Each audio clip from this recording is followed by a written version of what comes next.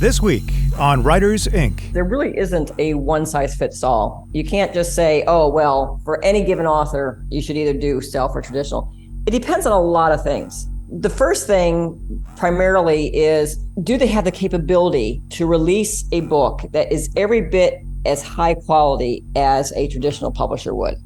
So do they have the skills to find a good cover artist? Do they have the time and effort to find the copy editors? Are they confident enough in their own writing that they don't need developmental editing?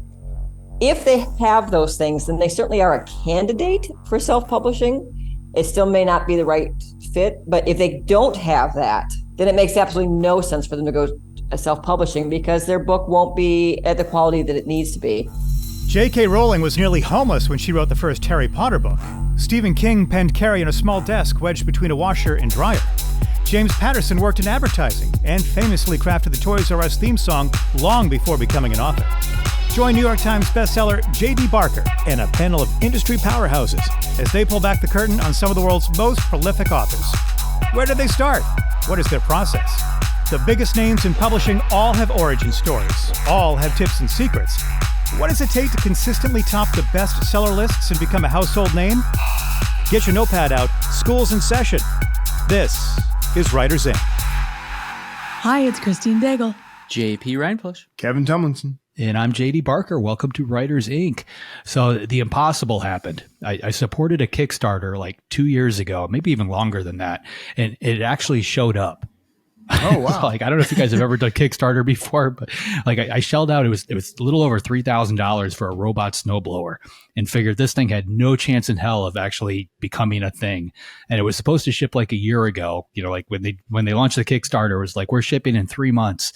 And like nothing shipped. And then it was just delay after delay after delay. So I just pictured some guy on a beach somewhere collecting all this Kickstarter money because they raised like $3.5 million and vanishing.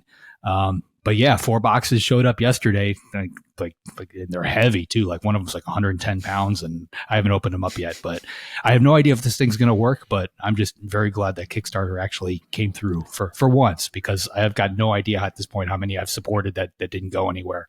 Yeah, same here, man. I have terrible luck. I got my fidget cube, man. I'll tell you. The fidget cube. Fidget cube. I rarely have terrible luck. Really? You're back in weak Kickstarters. And Kevin, you got an upgrade this week, didn't you? I did, and I did not do it on Kickstarter, which is probably a good thing because without it, I would die.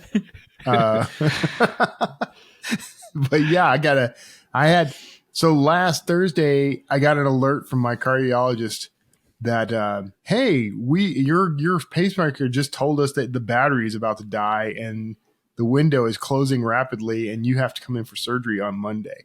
And because that was if I didn't get it Monday, the next surgery wouldn't be available to the end of March. And that was outside of the window to keep my heart going. So I went in under the knife on Monday.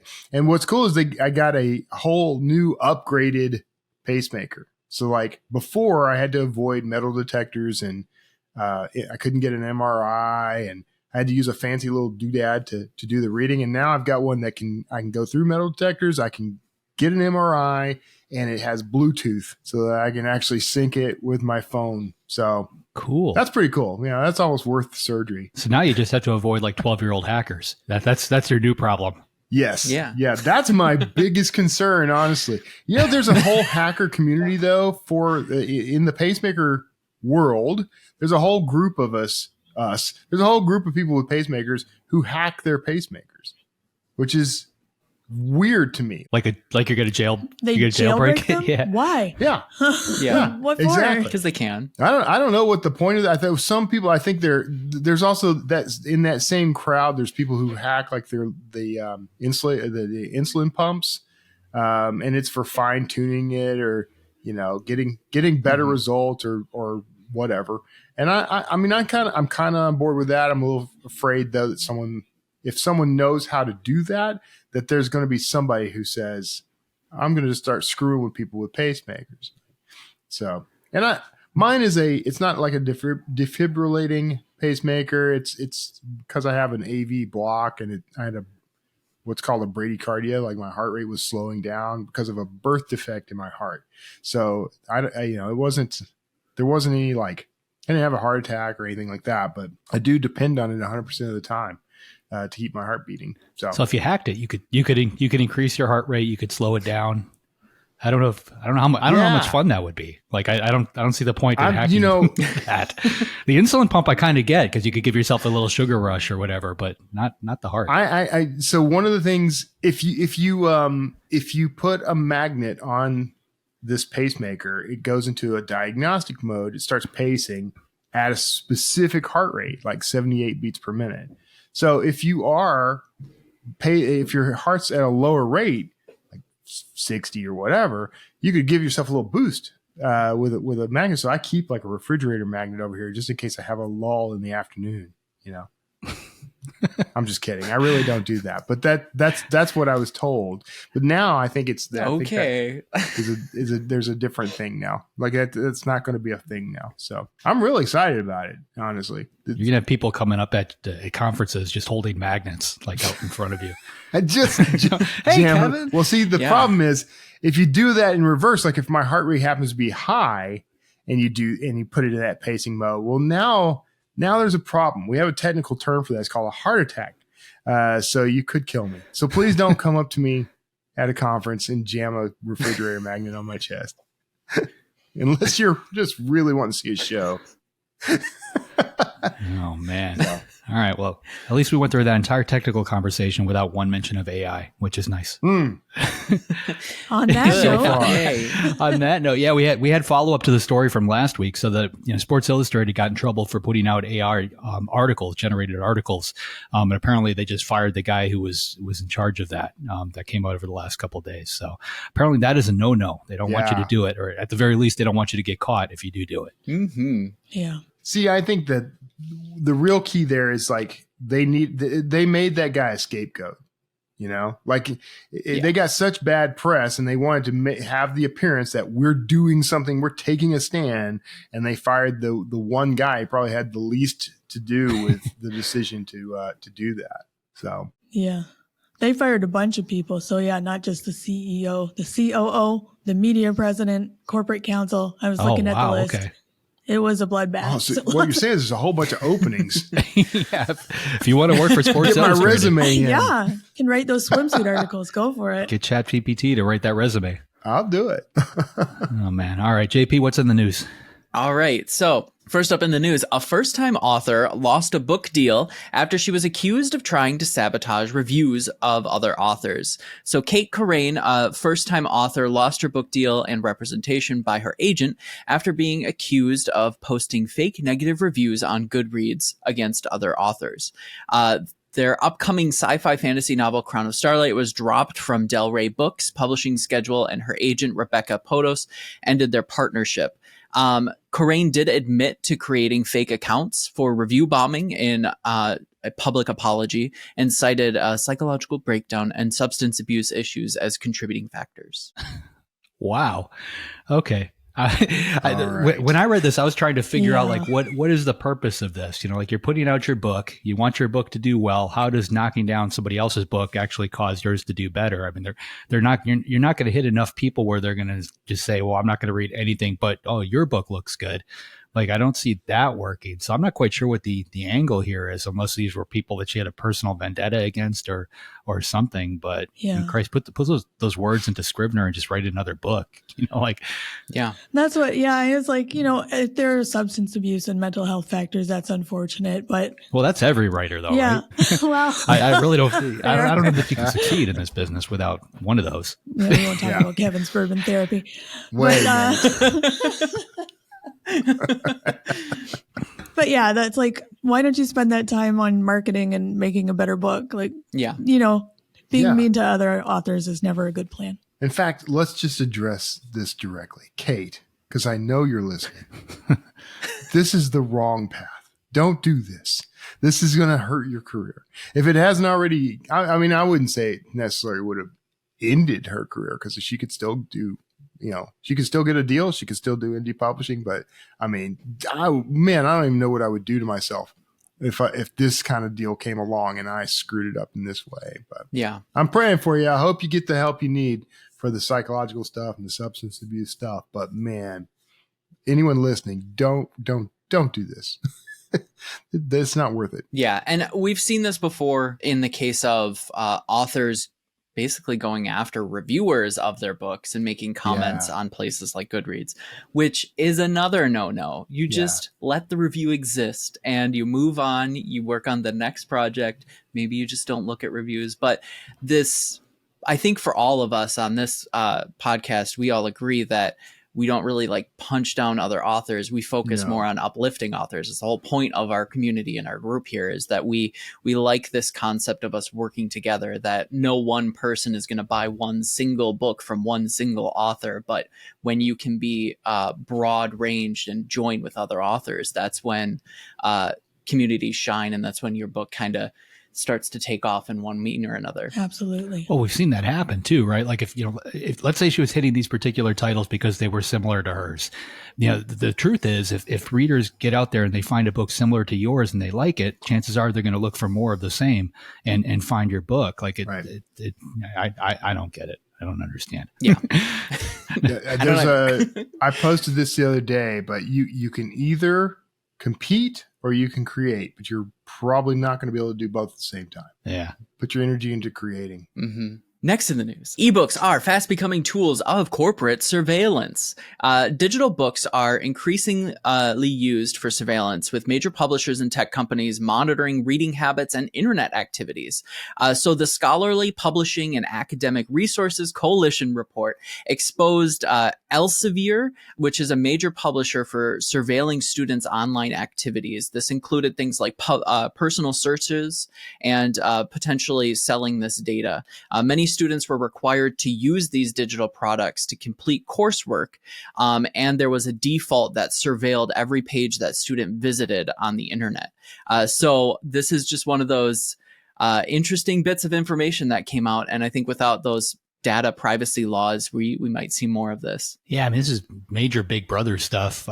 Is there anybody out there at this point who doesn't believe this kind of thing is actually happening though? Like, I mean, if you go back 10, 15 years and this was, the stuff of conspiracy theories, like people assumed you had an aluminum foil hat or something on. But, in today's world, it's just the truth. I mean, you do anything online and a million different companies know exactly what you did and they're selling that information to each other. And, I talked about this last week a little bit. I've been talking to a lot of companies that allow me as an advertiser to reach out to influencers, and they've been sharing a lot of the data markers that they monitor in order to target these people, and they track everything. It's every single post. How much of each post is read when it comes to TikTok, how many seconds of each video is watched. Where people pause, where people move on. All of that information is captured. It's fed into a machine, and that machine is spitting out information to help them fine tune whatever game it is they're running. So obviously it's going to happen with students too. I mean, it's anything that you do online at this point. And you see it to a lesser extent just by going to Goodreads. I mean, you can see exactly how far along in a book somebody is. Their actual progress is recorded there. I don't remember opting in for that, but it obviously does it. So everything is captured. Yeah. And the one thing that I thought was interesting that they were like, well, you might think you're safe getting your ebooks from the library, but no, because big publishing sued libraries for loaning surveillance-free digital books. And they have won that lower court judgment. It's up for appeal. But as of now, even your library books are watching you. So fun times. Yay. All right. Last in the news was an opinion article about books and their potential audiobooks, technically, and their potential survival on Spotify. So we all know Spotify's model for music streaming, where 90% of those royalties in 2020 went to the top 0.8% of artists. And this showed a trend that heavily favored the popular creators. The introduction of Spotify's audiobook program has the potential to replicate this model in the book industry, potentially decreasing earnings for many authors as payment is based on completion rates of their books. As the Spotify algorithm focuses on promoting blockbusters and well-known content, might further narrow success to top tier authors, similar to its impact on the music industry. So I have no idea what kind of resolution could come out of this, if there was any, but it was just an interesting article because we've talked about how audiobooks are moving to Spotify, and this is an interesting venture, but there is a potential risk. Yeah, it's another bottleneck, right? We've seen it in the music. Like if you just ask your Amazon Alexa to play, hits from the '90s, you're going to hear the same songs over and over again. Yeah. And it's a pool of maybe 40 or 50 songs. It's not like a big pool, even though there were thousands of songs that came out that year that are totally gone and forgotten. And, they're basically curating that data and defining what we're going to listen to. This is no different when it comes to books. They're going to curate the books. They're going to define what books we listen to, what books we like, and they're going to kind of force that down our throat. And unfortunately, the people that aren't in that top tier are going to get lost in that shuffle. Yeah, when I see stuff like this, the first thing that comes to my brain is like, where's the opportunity in this? And I think that there's a definite opportunity for a kind of third-party audiobook platform that is outside of that Spotify model. I don't know if I'm the guy to build that or anything, but I think what we're going to see in the near future is a lot more of that kind of stuff happening, especially because like right now the zeitgeist of the industry is like direct sales. So everyone's trying to kind of move away from like, do I want my books on Spotify? Do I want my books in Amazon? Or do I want to start selling directly and make a bigger revenue? And I think the answer is really you want them on all the platforms, but focus all your marketing on getting people to buy from you directly. And that would sort of eventually squeeze out Spotify and others that are going to rely on these kind of, tactics. So, but yeah, whatever. That's, I think there's, right now I'm looking at the whole industry. I'm like, there's somebody's going to come along and say, here's the tool that helps authors bypass all this BS. And we no longer have to worry about being squeezed out. That's my hopeful prediction. Yeah, that was my thought too. I was like, this is just another argument for direct sales. But yeah, I think we'll see. We'll see what comes in the future. Mm-hmm. This episode is brought to you by AutoCrit. One of the most value-packed memberships for any author, AutoCrit brings you an amazing suite of tools that make it a breeze to plan, write, and edit your books all in one place. AutoCrit takes you far above standard grammar checking or cookie cutter guidance. Instead, it's like having an experienced editor in your genre watching over your shoulder to help you deliver great writing that keeps your audience trapped in the story. You can even compare your writing style to more than 100 best-selling authors right down to the word level, so you can see what the best in the business do to keep their storytelling clean, clear, and crisp. Listeners of the Writers Inc. podcast can now take advantage of lifetime membership for one single fee. That's right, no renewal fees. Hi, this is JD Barker. I've used AutoCrit for years, and not only has it improved my writing, but it's been a crucial tool with aspiring authors that I've mentored. Whether you're a seasoned pro or just beginning, it'll help you find your weak spots and weed them out. Give it a shot with your latest project. Trust me, your editor will thank you. Head to autocrit.com/JD to get your lifetime membership. Big thanks to AutoCrit for sponsoring the show. And with that, JD, who is up this week? This week, we've got Michael and Robin Sullivan. Michael is a New York Times bestselling author. He's successfully published in the trad world, indie, even with Kickstarter. And together with his wife, they're going to dig into the business side of things. And I mentioned this last week. I remember seeing them for the first time at a Writer's Digest conference in New York. And it was a couple months before I actually got a publishing deal. And I learned more from that 1 hour session watching or listening to those two than I probably had from years of just absorbing information, out of newspapers, magazines, and things that I read on the internet. So yeah, get your notepads out. This is going to be a good one. Michael and Robin Sullivan. So you recently released your newest book, Ezra Hodden, which is your 20th book, I believe, and the last book in the Rise and Fall series. Is that right? Yeah, I believe if I measured it out correctly, it's the 19th book of my Elan world and the 20th book that I've published. Yes. Awesome. Do you want to tell listeners a little bit about what to expect from the book?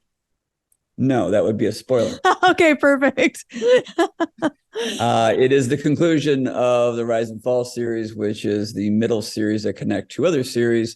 So if you like series, obviously it has now become a very long series. You can start at the beginning of any of them, or more likely it'd be best to start at the beginning of one of them.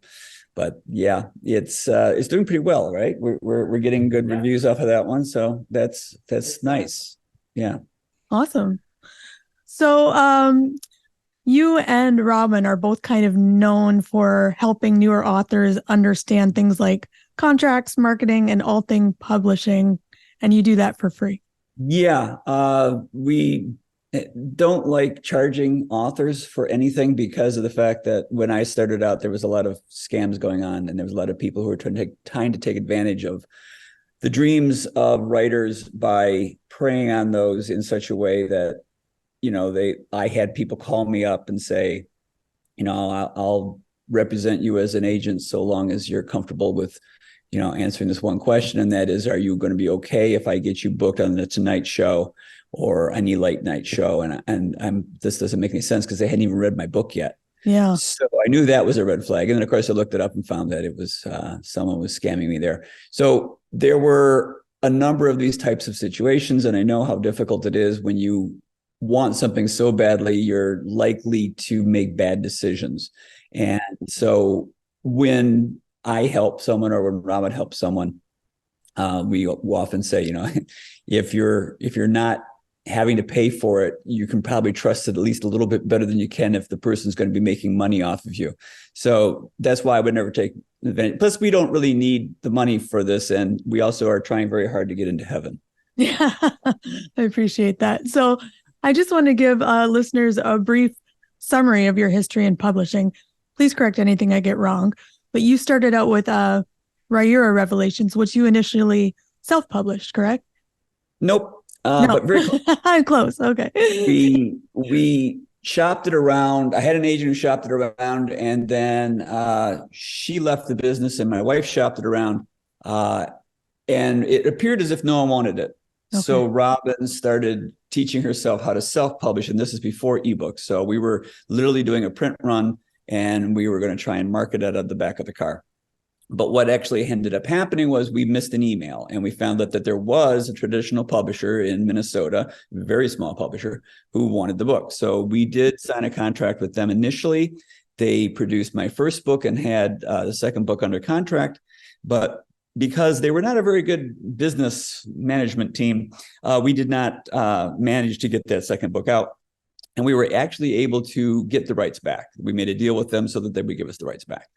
And it was at that point that we started self-publishing. So we got the first book back. We self-published that one, and then the next one. And I had a 6-book series, which is the Riyria Revelations. And it wasn't until I got to the 5th book that my wife decided, hey, let's go try and knock on the door of New York again. And then that's how we got into the traditional. So yeah, it started off actually kind of starting to be self-published, not quite getting there. Then we got traditionally published, then we self-published again, and then we went back traditional. And now we're going back self-publishing a lot of the ways. All right. So you are truly hybrid. Oh yeah, I've been in self-publishing, small press publishing, and New York publishing, and Kickstarters and Audible deals. So yeah, we've done a little bit of everything. Yeah, so that's fantastic. So you were small press, then self-publishing, and is that when Orbit made you the offer? You're about 5 books in or so? When we got 5 done, like I said, my wife had an agent at the time that we were using for foreign deals, and she decided to ask her to see if we can get in and see what New York would say. And we had several offers. Well, they wanted to, Orbit did a preemptive offers to make sure that it didn't go to things like an auction and things like that. So that's how we first got that deal with Hachette, and that's kind of where it started. And then we were with them for through that first series, and then the first 2 books of a second series. And then when I started a whole new series, we wanted to make sure that the books were going to come out in hardcover because Orbit was going to refuse to do that. So then we shifted over to Penguin Random House, who then picked it up from there. Right. And for that initial deal, they were kind of offering you less money than you were making self-publishing, but you thought TradPub would be a good thing to do.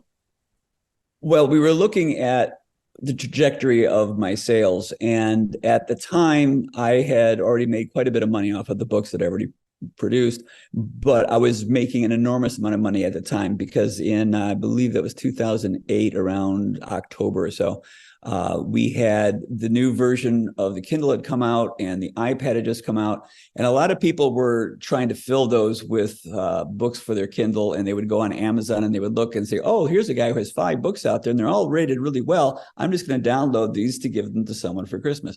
And that actually worked for a lot of authors at the time. So I became very popular.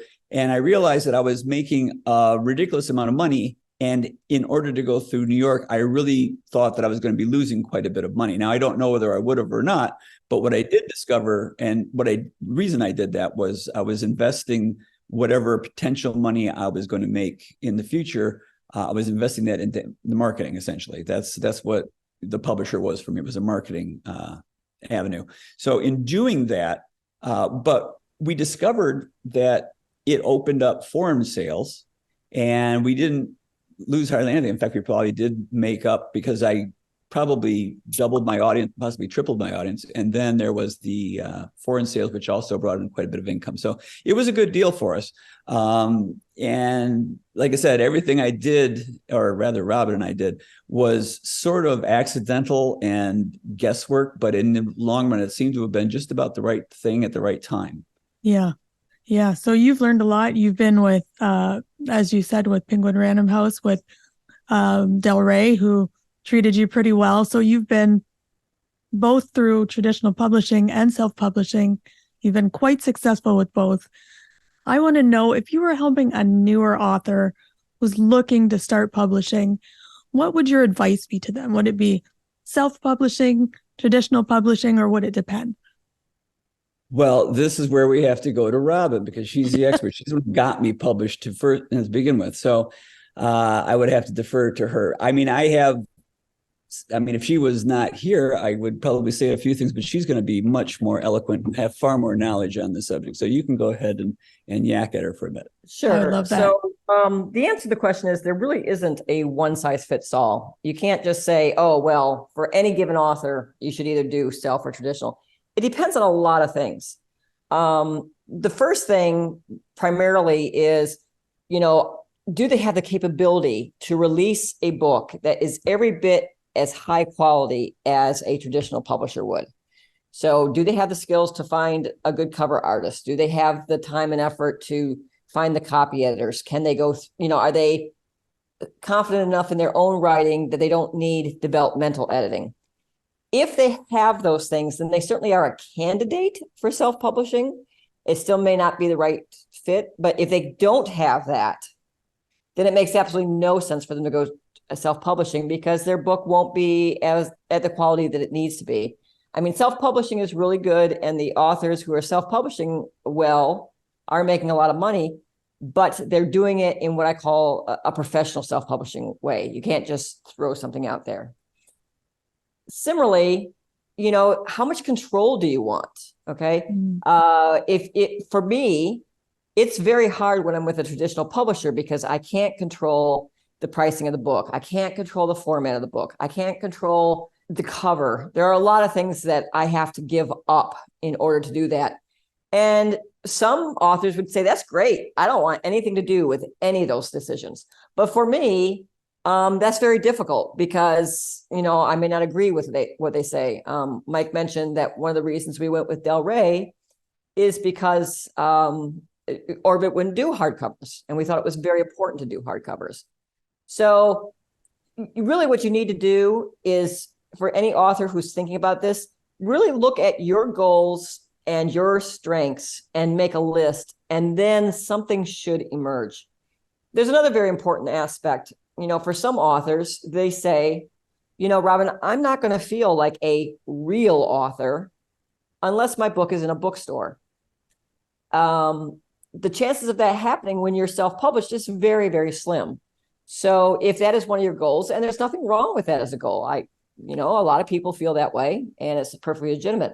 So again, that would lead you to traditional. So I venture to say what will happen is, it's very funny, because I just was helping an author through a auction deal where she had two very good offers from two different publishers, and we were going through them kind of line by line, and there was positives about this one, there's positives about that one. And when it finally came down to the final analysis, either one would have been a good choice. But after going through a very extensive pro and con for what that particular author was looking for and what they thought that particular publisher could give them, one eventually emerged. And I think that's what would happen. And I think that people really should go through that analysis. Yeah. So it's really important to them personally. So if someone did have the tools to self-publish, they're writing great books, one of the strategies that self-published authors often use is rapid release. I know that you don't do that. We don't. And I just keep wondering, like, how can authors who are doing that survive or stand out now that they might have to compete with AI and the speed at what they can come out with? What would your advice be in terms of that? Like, how to be successful without rapid releasing? Well, so there's actually a hidden undertone to that that's very important. Is both Michael and I believe in quality over quantity. And the reason why we say that is I firmly believe that the only way that any book, self or traditional, is truly a success is that when people get done reading it, they love it so much that they recommend it to other friends and family. It's the word of mouth that is really important. And sometimes when you're doing rapid release, I mean, quality is going to suffer. I'm not saying that's for everyone. I mean, some people have very large teams that allow them to do rapid release. But I would rather have, like 2 quality books than 5 unquality books, because what will happen with those is, with marketing and so forth, you can kind of get the sales up on those books, but it just falls away really quickly. To make a sustainable career, and what I'm always trying to tell authors to do, is concentrate on the quality and work on that. Now, as far as the AI is concerned, I am extremely frightened about authors who are dependent on KU. Michael's not in KU, and for those who don't know what that is, that's Kindle Unlimited, a subscription-based model. And there's 2 reasons why it concerns me. One is I don't think the readers in KU are as loyal to a particular author. They're consuming books at such a large quantity that if one of them drops off the face of the earth, there's plenty of other ones they can go to. So I think by actually purchasing a book, by actually spending money for each book you buy, I think those readers tend to be a little more loyal to the author. But I am concerned because the way the KU payout happens is it's based off of page reads. Right. And if AI books just start flooding that market, and more importantly, we have seen some come in, and of course, they're also accompanied by bots that are simulating page reads. Yeah. Because if these books were just made, that would be one thing. They would be way below the surface. No one would know about them. But because there are bots that are simulating the page reads, that is going to heavily affect the authors who are in KU. And most KU authors are getting about 70% of their income through KU and 30% of their income through actual purchases. So interesting. We're going to have AI writing books and AI reading books. That's right. I wanted to ask you something that you had mentioned. For a book to be seriously successful or substantially successful, what do you mean? How would you classify a truly successful book? Oh, well, yeah. So, people will say, oh, Twilight was a terrible book, or, The Da Vinci Code was a terribly written book. But both those books had the same quality, which is people love them so much that they would recommend them. So, and quite frankly, there are some authors right now, particularly a lot of the authors on Royal Road, who they'll be the first ones that say, look, I am not the greatest writer in the world. I write a lot. I'm not the greatest writer in the world, but they're certainly scratching a particular itch. So if you are giving readers what they want, such that they are recommending it to others, then to me, that classifies as a good book. It's not about the prose, it's about I would also the emotional say attachment they have to it. A really successful book is one that will continue to sell for years after it's been produced. Certainly. As opposed to someone who basically produces a book and it's out for a week and it's read by a handful of people and then it's gone. And that person has to keep, as she was saying, writing at a very fast rate. But if you write a really successful book, I mean, you look at, Harper Lee, it's like you write one book and you can retire. I mean, that's a really good book. Now, people are not going to do that. Yeah, but most books aren't taught in school. True. That, yeah, you got to do that. But what Mike's referring to is, he's very long-legged. His books were first published in 2008, And even the books that were first published in 2008 are still producing royalty income, substantial royalty income on a very regular basis. And some of that's strategic. I mean, the mere fact that all his books are in the same world and that there are some interconnections between those means that, when someone gets done with one series, there are some questions that might be answered in a companion series to that. So yeah, long-leggedness is certainly important. I think the fantasy series, the fantasy genre certainly lends itself well to that. Mysteries and thrillers lend itself to that. Cozy mysteries lend itself to that. It's a lot harder to do if I always tell authors that 3 is a magic number, that until you get 3 books published, your career really hasn't started, because when you have just 1 or 2 books published, you really need to concentrate mostly on getting enough content under your belt so that if you get someone interested in your book, you're not just getting a single sale out of them, you're getting multiple sales out of them. Yeah. So more of a long game, write a quality book, be patient, write a book people love. And how do you know if people are going to love it? Do you get a feeling like, do you give it to beta readers and they just rave, or? Well, yes, when you hit it. There certainly is that. But to be honest with you, when you're really going to know it is once the book is out there and what you see is happening with reviews. I was just at Dragon Con and I'm helping a particular author there who's struggling a little bit. And personally, I think the beginning of his book is not as strong as it could be because I was not able to get engrossed in the story. And he says, well, maybe it's not just your cup of tea. And I said, well, I don't think it's just not a cup of tea thing. I think you just don't have me hooked. And he's, well, everyone who reads my book loves my book. And I'm like, yeah, but it's been out for 2 years and it only has 47 reviews.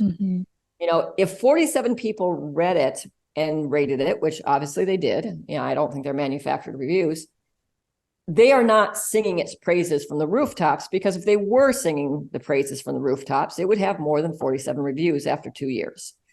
So in our formula for success, there really are 3 components. One is writing that good book. The second one is getting it in front of a core group of people. Nowadays, a lot of authors are doing that through ads. Back in the day, we did it through Goodreads, and I think that's still a method that can work for people. But if you do get it, and that's what I call priming the pump, you have to get a certain number of eyeballs on it. And quite frankly, if you've written a book and you get a certain number of eyeballs on it, and it's just not taking off, then that's probably an indication that it really wasn't as good as a book as you thought it was. And it probably makes more sense, instead of continuing along that series, to write something else and see if that gets more traction.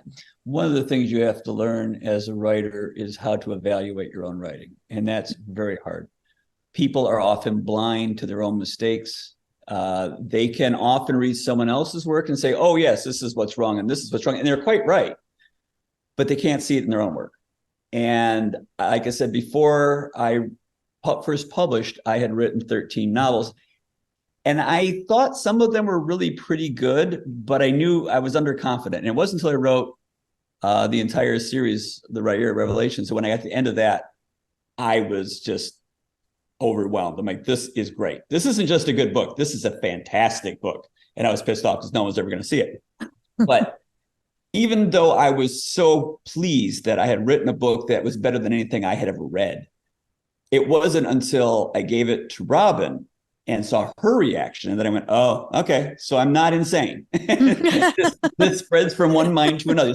Because I like what I write, but I don't know that other people would like what I write. And that's a huge, difference, because other people, have different opinions. But something you've said on many occasions is that once you got a work to publishable quality, yes, you looked back at your other work and you go, oh, and now I know why no one was interested in those books. And I'm not the only one who said that. I mean, there's been another people that when you write and you write and you write, and finally you get that book that actually breaks it and they become published and they are fairly successful. And you can literally look back and say, I know exactly why all my other books didn't work. And I can look at your book and say, yeah, I know why this is going to work too.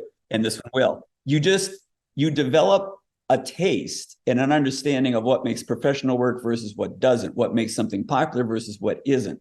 Those are things you have to develop. Like I said, that's the thing you have to work on, and it's hard to do. Which brings me to another point. Again, for this new author that I was trying to counsel while at Dragon Chow, is you have to learn to read critically. Just don't read a book simply for the enjoyment. Look at it from a standpoint of, what is that author doing to build suspense? What is that author? Why is the author giving out this piece of information now, and why was it that they gave out that information later? Like how are they? I almost equate it to like the movie E.T. when Elliot's trying to coax E.T. out of the shed, and he puts the little M&Ms down, and then he puts another one down.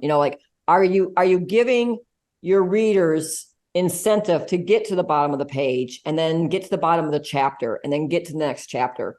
Or is it just words flowing over them with, you might know that a point is coming at some point, but if they don't know, if you have not structured your book in a way in which they can get from point A to point B, or if they do the famous, what I call the jump too far, which this is where it is really important for a writer to have someone they trust as a alpha reader or as a trusted reader.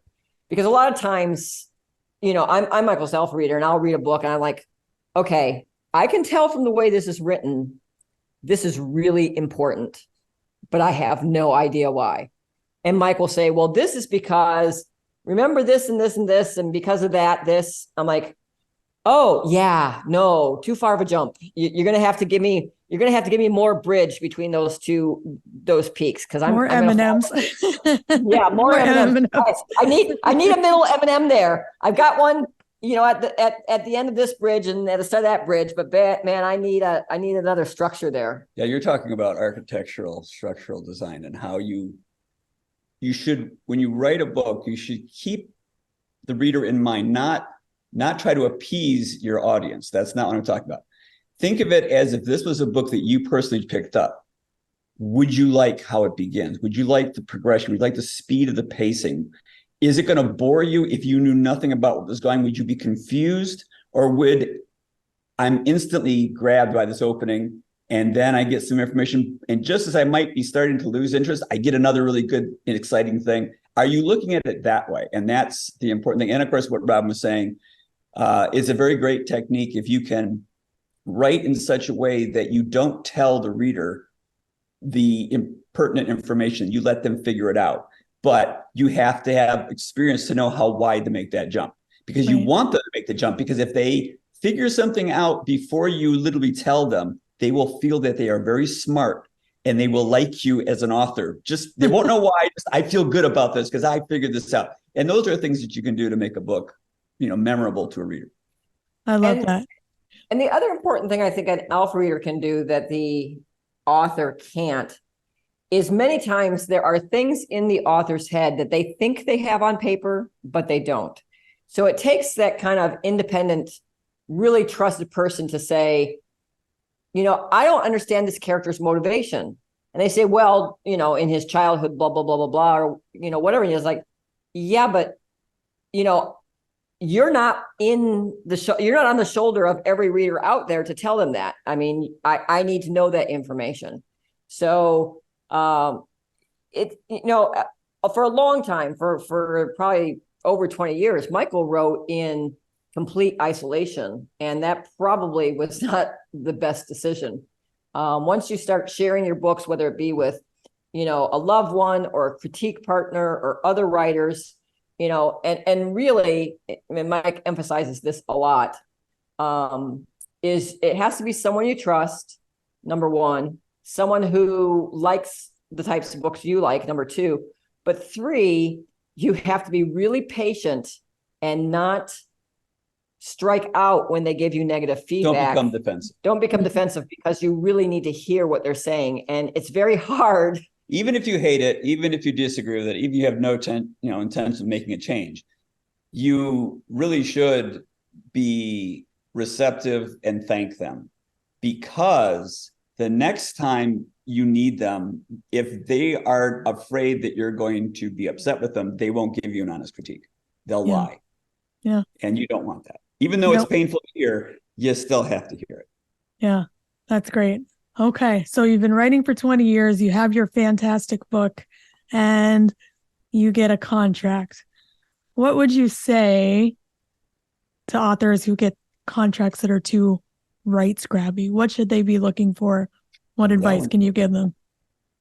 So there's actually two things I want to say about this. The first is, yes, your agent is going to have certain opinions, and we'll look out for certain minefields. But your agent is not going to get paid unless you sign the contract. So it is in their very heavy vested interest to get you to sign, even if there's something in the contract that may not be in your best interest. And I think this is very important. When Mike was saying before that one of the reasons why we don't take money is when I look at a contract, I can be a lot more objective because I'm not getting any money from the contract, right? And I can say, look, this clause is problematic. You know, the agent may not push back on that clause because A, either they've tried to in the past and they haven't been successful at it. B, it's already industry standard, and as long as it's industry standard in their mind, it's good enough. And C, if you don't sign it, they don't get any money. So what I always tell people to do, well, number one is, if you ever get a contract and you want someone to look at it, I'll be more than happy to look at it. I'm not a lawyer, nor do I play one on TV, but I do find things that are sometimes problematic. So that's point one. Point two is, always consider it in the worst case scenario. Like, you know, particularly when you're looking at the dreaded non-compete clause, you know, think that through very carefully and exactly what that means and how it will affect other aspects. Or, a good example that's been sneaking into contracts as of late, there's something called the indemnification clause, which is a very simple clause that says, you know, I, the author, attest that this is my own writing and I haven't plagiarized anyone else, and I'm allowed to sell it, and et cetera, et cetera, et cetera. It's a very boring, very standard part of the contract. But recently, what publishers have been inserting into that particular phrase is, I attest that this is my work and I didn't copy, you know, and I didn't steal it or any of this. And I attest that this will be my next released work. Now, for some authors, that might not be a problem at all. I mean, they might write very slowly. They're going to do a book at a time. And so that clause being in there, you know, may not be a problem. But now think about it this way. There's a lot of times when your book is delayed for months or years. And so with that clause in there, there's nothing else you can do in the meantime. I mean, I've been dealing with another author who was with Tor, and the editor of Tor left, so no one worked on the book for a number of years. They pushed back his release date by a year. They hired on another editor. That editor wasn't thrilled about the book, so they dragged their heels, and then it got pushed back another year. And if the contract had been, and you know, in discussing it with him and looking at the contract, I said, well, actually, technically, you have an out in this because they had to publish that book within a 2-year time period, and they have not. So if you want to get out of this contract, you certainly can. But it was only that way because, you know, I looked for it and made sure that it was there and so forth, where it might not even exist in another contract. There was one of Mike's first contracts where that 2-year starting period did not begin until after the book reached what's called the acceptance stage. And so my question always was, well, what if we don't get to acceptance stage? I mean, it seems to me that provides the, again, worst case scenario.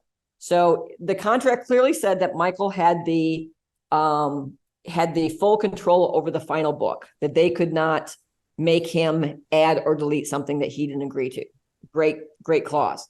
But if you're not to acceptance because the editor and Michael are disagreeing on something, and you can't ask for the rights back until after 2 years after the acceptance period.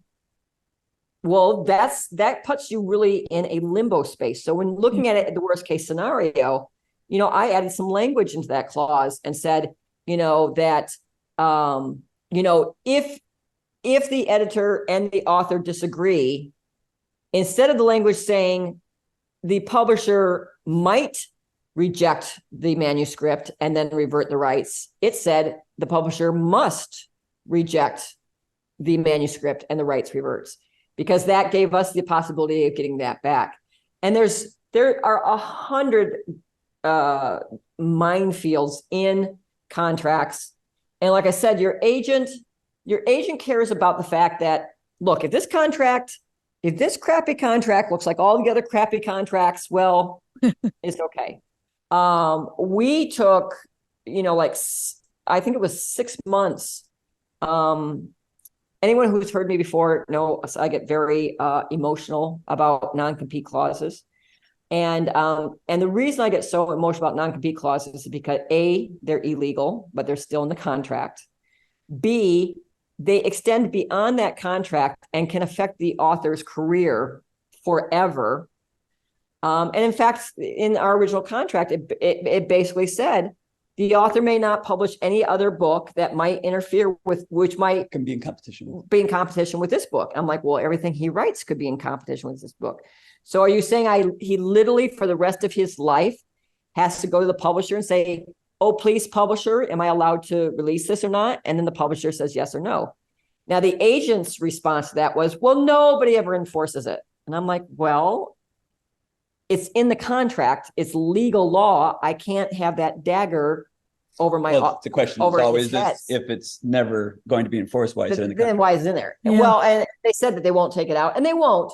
But we did get it defanged to a point where Michael could sign the contract because we made them define very, very limitedly, like what competition was. And then we gave them a perfectly reasonable thing, which was, within a small window of the release date, Michael can't release anything else because if they're going to be spending marketing monies on your book, you don't want him coming out with another book, and that would be directly competing. So yeah, give them a nice little window, 3 months, 2 months, 6 months, whatever it is, where they can have, no other works out there.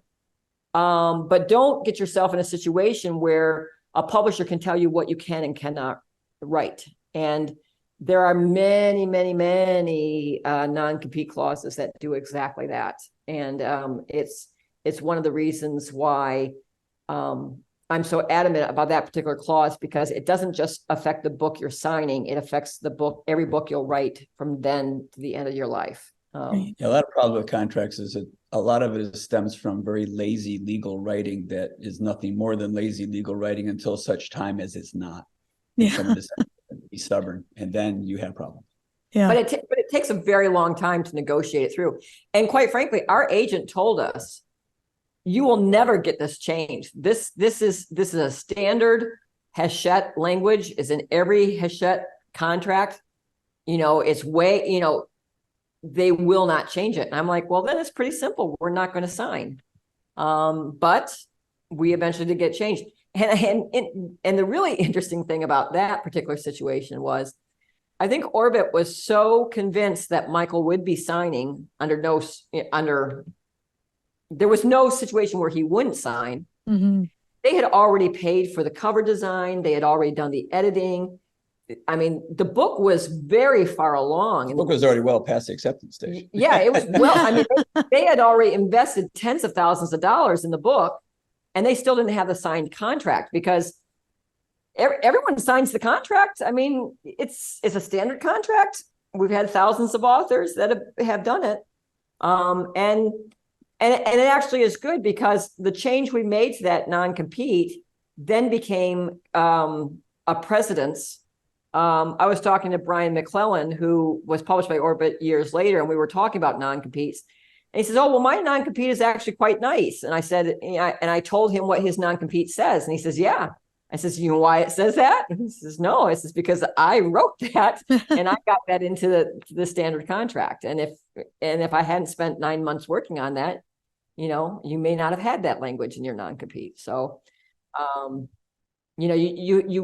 the big thing is look at it from a standpoint of what's the worst case scenario, and never sign something that you can't live with. We would never have changed what we did. I think we've signed 3 traditional publishing contracts. If given a choice to sign them again, I would certainly sign them again.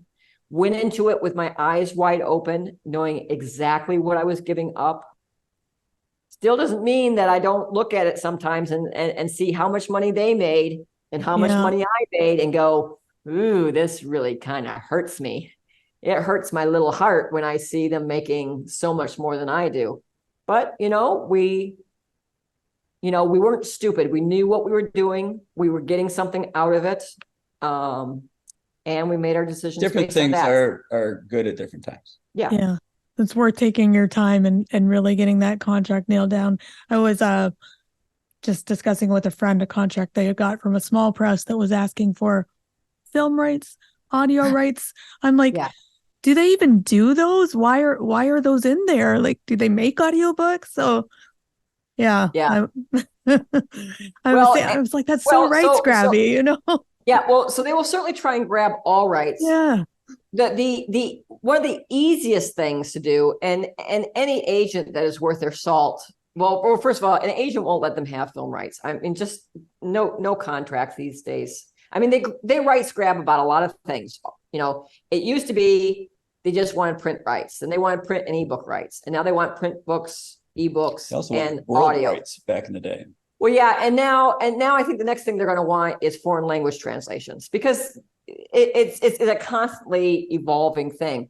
But it's very easy to say, look, if you don't exercise this particular format within a certain period of time, 6 months, 1 year, something, that those rights revert. So, if you absolutely can't keep your audio rights, which these days you probably can't, because they're so lucrative, at a minimum, hold their feet to the fire. Like, if you take this right, you better do something with that right.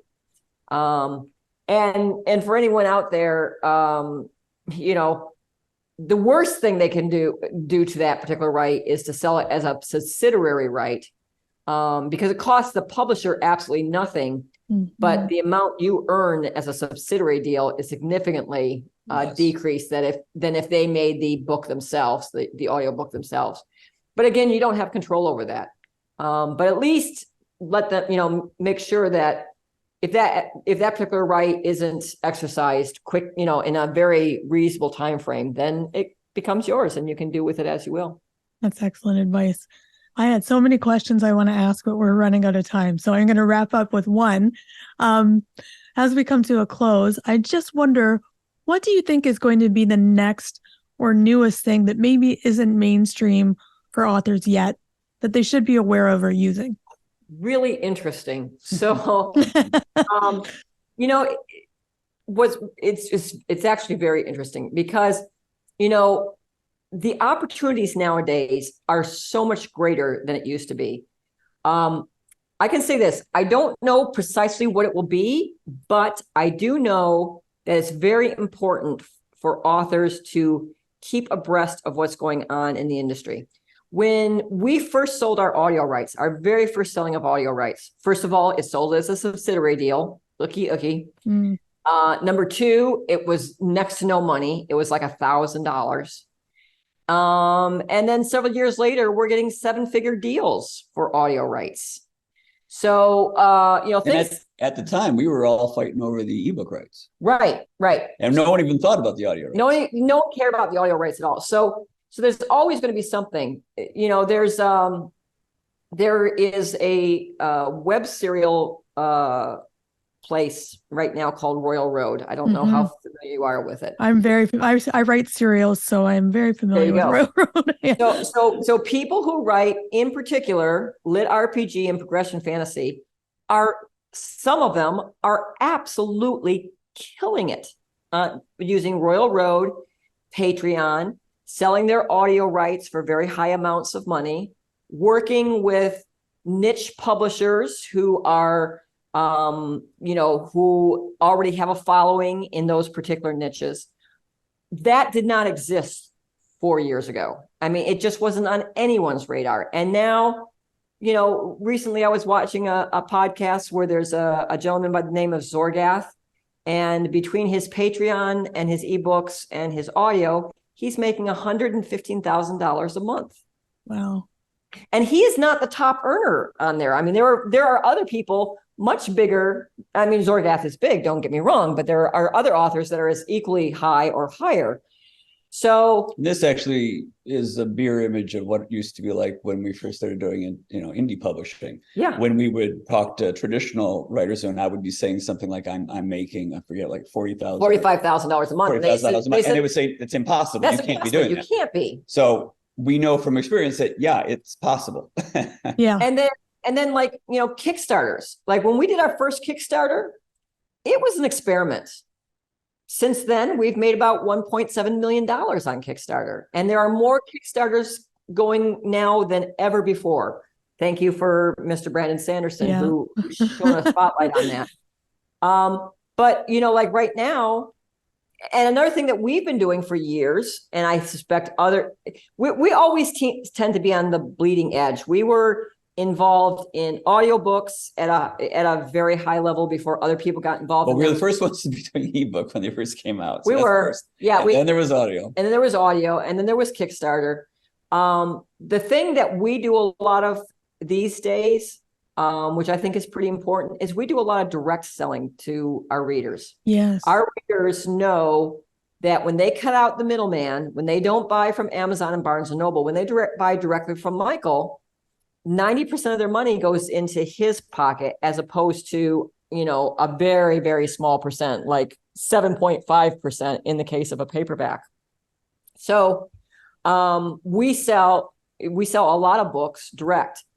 If Amazon suddenly decided that they were, not going to sell books anymore, and they dried up and went away, there would be tens of thousands of indie authors who would be destitute because they have no other income stream.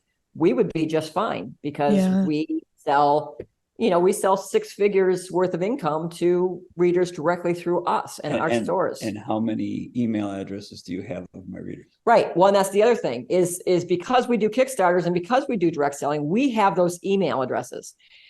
Amazon's strength, they have many strengths, but one of their biggest strengths is they have email addresses of everyone, and they know what everyone has bought. So if I look at a reader and I can see that they've bought every one of Michael's books except for this one, it's very easy for me to send an email and say, hey, I noticed you didn't pick up this book. I'll give it to you for half off. Are you interested in this? Yeah, sure. Absolutely. I forgot about it, and I'll pick it up and whatever. So those email addresses are very important. When I look at Brandon Sanderson's Kickstarter, everyone says, oh, wow, $47 million, that's amazing. And it was. But to me, the true value of that Kickstarter is all those email addresses that Brandon Sanderson now has, and the ability to reach out to those people anytime he wants to and say, I have a new book. Are you interested? And that is an incredibly important asset. And I think it's an asset that most authors do not even think about it. People on people who are on KU don't think about it. For the most part, people on Royal Road don't think about it too much. But having that direct access to consumers is very important. So right now, the newest thing I see that's kind of like being really good to authors is the Lit RPG Royal Road Patreon aspect. I guarantee you that 3 years from now, there will be something else. I have no idea what it will be. But the good news is there's always more opportunities. I mean, nowadays, you can do well doing Kickstarters. You can do well doing, just ebooks. You can do well if you sell print books. I mean, we have 9 revenue streams coming in. And when we started, there really was only 2. There was print and ebook, and that's all there was. And I think it'll just continue to grow. And I think there will always be something new on the horizon. Okay, there is a lot to unpack here. What do you think about their definition of a successful book, that people love it so much they recommend it and then they sell for years after they're published? To me, that's 100% true. I mean, word of mouth has always been king in any kind of product. You know, it doesn't matter if it's books or, you know, the latest candy bar or something that's out there. You know, people like it, they talk about it, and you can't buy that kind of advertising. You can duplicate it by throwing a ton of money at something. But the second you pull the plug on that wallet, you close your wallet up and shut it down, it disappears. But word of mouth just builds and builds and builds. I've personally seen it with my 4MK series. We haven't thrown advertising dollars at that, you know, in almost 6-7 years now. But it's still topping a lot of the Amazon charts. You know, I just got another email yesterday. Some psychological thriller Facebook group has picked it up as a group read, and they've got like 300,000 members. You know, that's what keeps it alive. And that's where you really want to be, I think, as an author. Yeah, I really liked their talk about quality versus quantity, because there is so much power behind someone talking about your book in terms of why they loved it and what really kept them going, that will drive other people to get it, as opposed to throwing a bunch of ad money, people buy it, and then they never talk about it again. And they'll forget you as a person, and they won't follow you, the author. And so I think that there was like that part of it was really something I grabbed onto. Yeah. One thing that stood out to me, they started talking about at one point, the number of reviews a book has. And the only objection I had to that part of that conversation really was that that's not actually an indicator of the book's quality. That's actually an indicator of the book's marketing. So you, just because you wrote a book and it only got 40 reviews versus 1,000 or 10,000 reviews doesn't mean it's a terrible book. It means that you haven't promoted it well enough. That's the only real objection I had to their sort of definition of success there. Well, I mean, true marketing, it's almost like lighting a fuse, right? Like if you have a really good book, you know, you light that match, you light the fuse, and then after that, it's on its own. And it's either going to keep burning or it's going to just fizzle away and die. So I think with a book, you know, if you can do something that creates initial buzz, you know, let's say you've got a 5-star read, you create that initial buzz, get those first 50 or 100 people to read it. And if the book is good, they're telling 3 or 4 of their friends about it. And then it's exponentially going to just continue and continue and continue. If that doesn't happen, you know, then I think the book fizzles. I think that's kind of what they were getting at. Like, but you do need to light that fuse. Like, you can't just put the book out on Amazon in today's world and hope for it to get discovered. That just doesn't happen. You have to do something to throw it in front of at least a small group, and then hopefully it goes from there. Yeah. What did you think about what Michael said about, you know, realizing when he had written that book that was going to sell well, and then kind of looking back at his other books and going, oh, has that ever happened to you? It recently happened to me because I'm writing more books in my 4MK series. You know, I'm writing some prequels and I'm also writing a sequel. And in order to get back into that universe, I listened to the audiobooks for the trilogy that's out there. And it's been a number of years, you know, since I wrote it. I've wrote a bunch of books since then. So I basically listened to it more as a fan. And, you know, I literally thought, I'm like, listening to this book on my run, I'm like, this is actually pretty good, you know, which is a really, you know, pompous thing to say about something that you actually wrote. But, you know, like I get it, you know, like when I was listening to it now, like in today's world, I understand why other people like it.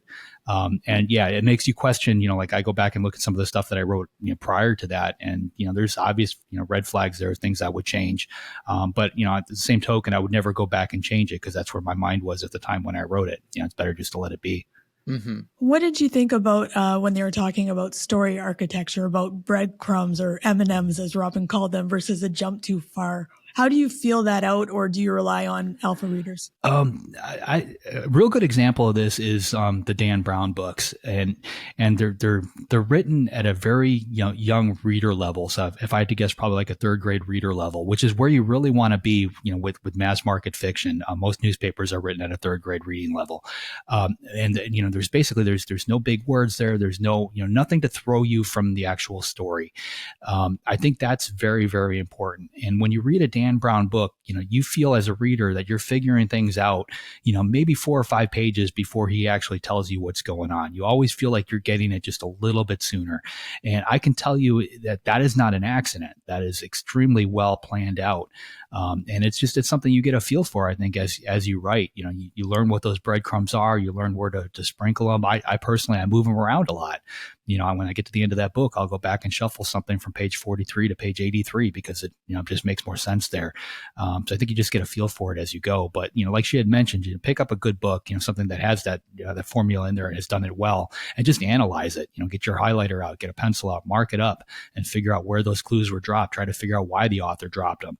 And once you figure that out, that you figure out the formula, you can incorporate it into your own work. Yeah, isn't that kind of the that shotgun idea from I don't know who was the playwright who did that, but like if you introduce a shotgun in the first act, it has to go off in the third act, kind of thing. Like that's the kind of thing that I try to lace Chekhov's gun. Chekhov's gun. Thank you. And I've written articles about that, so you'd think I'd remember it. But I try to do that. We'll give you a pass. In everything I write, even nonfiction. I try to drop little hints of like what's coming, because it does engage you. So you'll drop this like bizarre thing. That's my favorite, is to drop in something that's just completely off the wall, like a mention of maybe Pogs. Remember Pogs? Pogs are making a comeback, but some little thing that grabs attention, but nobody knows why it's there. And then you pay that off like way later in the post or in the story or whatever. And what that does is like, it's less about the reader figuring something out based on that, but more about that sort of like sudden slap in the face kind of, oh, I remember that thing and I was wondering about that. And so it's like almost like nostalgia that you introduce within the story. So I like to do things like that. Yeah.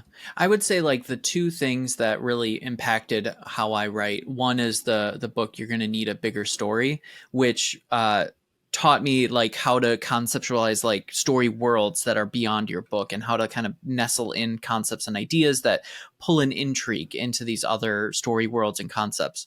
And then the other thing is the mice quotient, which was from Mary Robinette Kowal, which is all about like opening and closing loops in certain orders. And of course, writing can be in any which way form you want, but I love the concept of these intrigue points or these little open loops that get fed through later.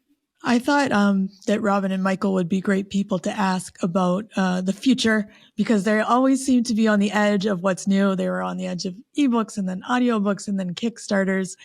And they seem to think we're going back to indie roots, direct selling and collecting emails. What do you think about that? I think they're right and they're wrong. First of all, I think every author should pursue a trad deal, straight at the beginning of their career, unless they have a complete, full handle on what it takes to actually put a book out there. I think if you have one book that goes out through the trad market, you get to see the machine work from start to finish, and you understand all the pieces that the things that it takes to get that book on the bookshelves. Then you could go out there and you can indie publish. Obviously you can learn all that before you indie publish a novel if you research it properly. That's another option. In my boat, like I just signed this deal with Simon & Schuster, where I'm essentially my own publisher. So like my imprint is on Simon & Schuster, and they're my print and distribution arm. So that allows me to collect revenue as an author and as a publisher. So I think that might be the next, level. I think we're going to see a lot of authors go. And obviously not everybody is there, but I think when your career hits a certain level, you start selling books as an indie, the traditional publishers start coming at you with contracts because they see those dollar signs. They want you on their, they know you're a known commodity at that point. They want you. But then you look at the contract and you realize, if I sign with them, I'm actually making less. And I think when you get to that level, you have to figure out what comes next. And I think the model that I just signed is what comes next. So authors that are at that particular pace, or space in their life can do that. And I think it takes it to the next level, because now you've got a large publisher behind you that can get that book into bookstores, get it into airports, get into all those places that you still can't do as an indie, at least not easily. And I don't know what's coming after that, but I do see that type of hybrid model, I think, is becoming the next big popular thing. Yeah, awesome. And like they said, just got to keep your eyes peeled for what that next thing might be. Yeah. And with that, JD, who's up next week? Next week, we've got, this is a different one. So we've got Danny Kane and Josh Cook. Both of them are bookstore owners, which is an angle we haven't really tried yet, but we're going to kind of pick their brains a little bit on, what they see happening in this industry over the next couple of years and where they think we're going. Sounds great. If you'd like to be notified as soon as new episodes publish, make sure you go to writersincpodcast.com and sign up now. We'll see you next episode and have a great week of writing. Thanks for listening to this episode of Writers Inc. Access the show notes and leave a comment at writersincpodcast.com.